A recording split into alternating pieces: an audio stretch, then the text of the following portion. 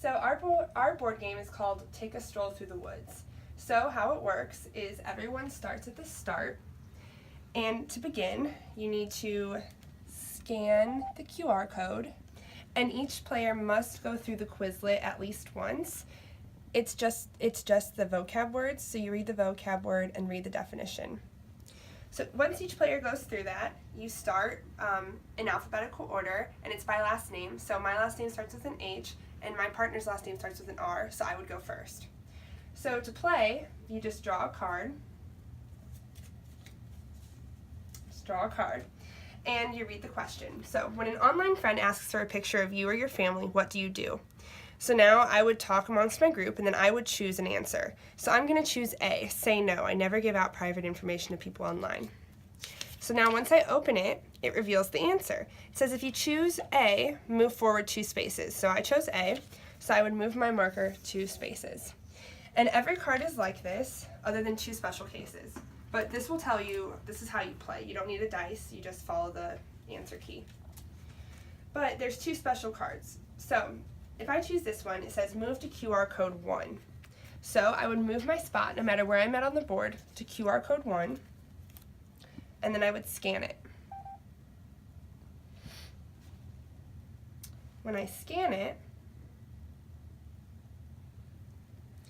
it takes me to a video.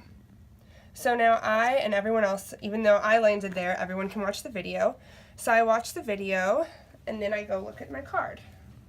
I open it up, and it says once you complete the video, move forward 2 spaces. So I would move forward 2 spaces. There's also another special card that says move to QR code 2. So no matter where I'm at on the board, I move my piece there, and then I scan it. This one takes me to a game.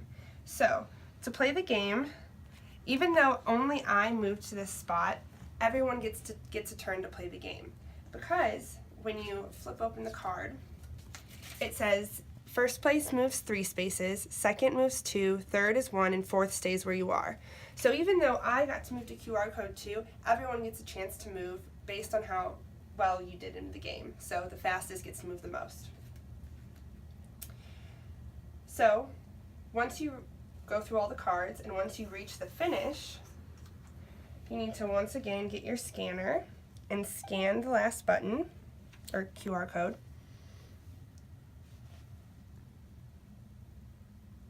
And it's going to take you to an assessment. And this assessment is based off of the vocabulary words you use throughout the game, and this is to let us know that you learned something while you played.